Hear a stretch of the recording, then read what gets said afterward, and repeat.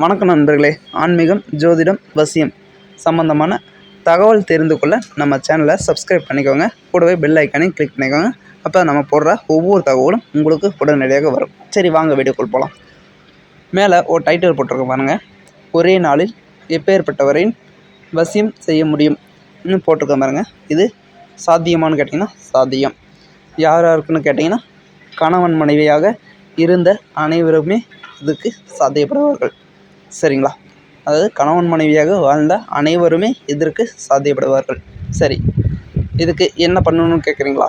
2 வெள்ளை பூண்டு. சரிங்களா? 2 வெள்ளை பூண்டை எடுத்துக்கோங்க. வெள்ளை பூண்டில் எவ்வளவு மகத்துவம் இருக்குதுன்னு உங்களுக்கே தெரியும். ஆண்மை பெருக்கிறதுக்கு இது மிகவும் யூஸ் ஆகும்னு உங்களுக்கும் தெரியும். சரியா? சரி, இதை எடுத்து உங்கள் உள்ளங்கையோ அல்லது வைத்து கொண்டு உங்களால் எவ்வளவு அதை நசுக்க முடியுமோ நசுக்குங்க. சரிங்களா? நசுக்கிட்டு அதை அப்படியே வாயில் போட்டுக்கோங்க. வாயில் போட்டுட்டு இந்த மந்திரம் இருக்குது பார்த்தீங்களா? இந்த மந்திரத்தை 108 முறை வாயில் வச்சுட்டு 108 முறை சொல்லணும். சரிங்களா? உள்ளே மென்று சாப்பிடக்கூடாது. சொல்லிவிட்டு 108 முறை கம்ப்ளீட் பண்ண பின்னாடி தான் நீங்கள் அதை மென்று சாப்பிடணும். சரிங்களா? அதுக்கு முன்னாடி சாப்பிட்டீங்கன்னா இது பலன் அளிக்காது. சரிங்களா? அதனால் மென்று சாப்பிடாம நல்லா யோசித்து இந்த மந்திரத்தை 108 டைம் சொன்ன பின்னாடி சாப்பிட்டு முழுங்குங்க. முழுங்கிட்டு அதுக்கப்புறம் என்ன பண்ணுன்னு பார்த்தீங்கன்னா தண்ணி குடிக்கக்கூடாது. சரிங்களா? அவங்க உங்கள்கிட்ட பேசுகிற வரைக்கும் நீங்கள் தண்ணி குடிக்கக்கூடாது. தண்ணி குடிச்சிங்கன்னா இது பலன் அளிக்காது.